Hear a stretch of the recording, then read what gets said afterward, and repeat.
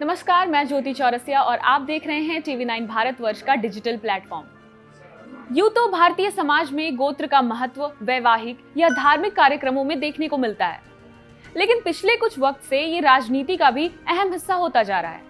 पहले राहुल गांधी के गोत्र को लेकर बवाल उठा, तो अब पश्चिम बंगाल के चुनाव में ममता बनर्जी ने अपने गोत्र का ऐलान कर दिया है। ममता बनर्जी ने खुद को शांडिल्य गोत्र का ब्राह्मण बताया। हालांकि राजनीति से हटकर गोत्र को समझने और इसकी प्रासंगिकता पर फिर से बहस छिड़ गई है। हर किसी के जहन में है कि आखिर ये गोत्र क्या होता है और भारतीय समाज में इसकी इतनी महत्ता क्यों, कि धार्मिक और सामाजिक अनुष्ठानों से लेकर राजनीति तक में इसकी ग्रेविटी काफी ताकतवर है। भारत में गोत्र एक ऐसी बिरादरी वाली संस्था है जो मजहब बदलने के बावजूद भी नहीं बदल पाती।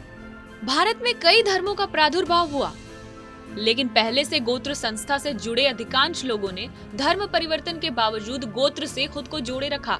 दरअसल गोत्र वंशावली से जुड़ी प्राचीन भारत की पद्धति है। इससे मूल परिवार और पिता के बारे में पता चलता है। भारत में मुख्य रूप से 4 वर्ण हैं: ब्राह्मण, क्षत्रिय, वैश्य और शूद्र। इनसे जुड़ी जातियों की आखिरी इकाई या वंशावली गोत्र होती है। ऐसे में समझना होगा कि आखिर गोत्र शब्द आया कहां से और ये इतना अहम क्यों हो गया। गोत्र और वर्ण अलग अलग क्यों हैं? जानकारों का मत है कि वर्ण से पहले गोत्र आया और उसके बाद वर्ण व्यवस्था कायम हुई। लोगों का गुण, धर्म और पेशे से आधार वर्ण का चयन होता था, लेकिन गोत्र एक ही रहता था। यही वजह है कि एक ही गोत्र कई जातियों में होते हैं। मसलन शांडिल्य ब्राह्मण भी है और क्षत्रिय भी। इसकी वजह यह है कि गोत्र वंश के ब्लड लाइन के मूल को भी चिन्हित करता है। आमतौर पर गोत्र का इस्तेमाल विवाह संबंधों और धार्मिक कार्यों में होता है।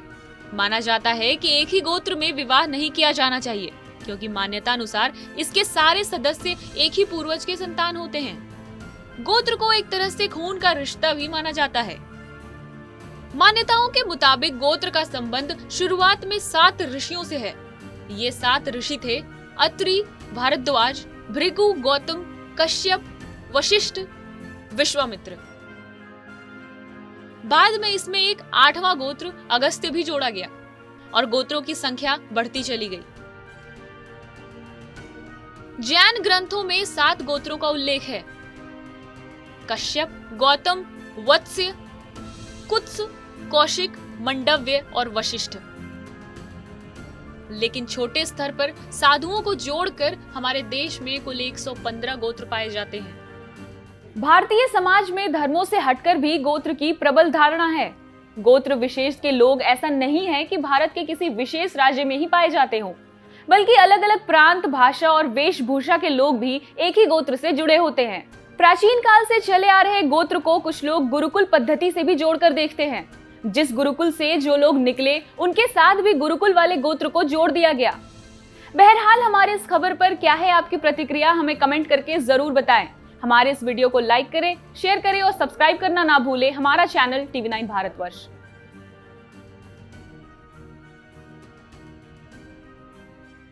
आपकी सेहत आपकी बात।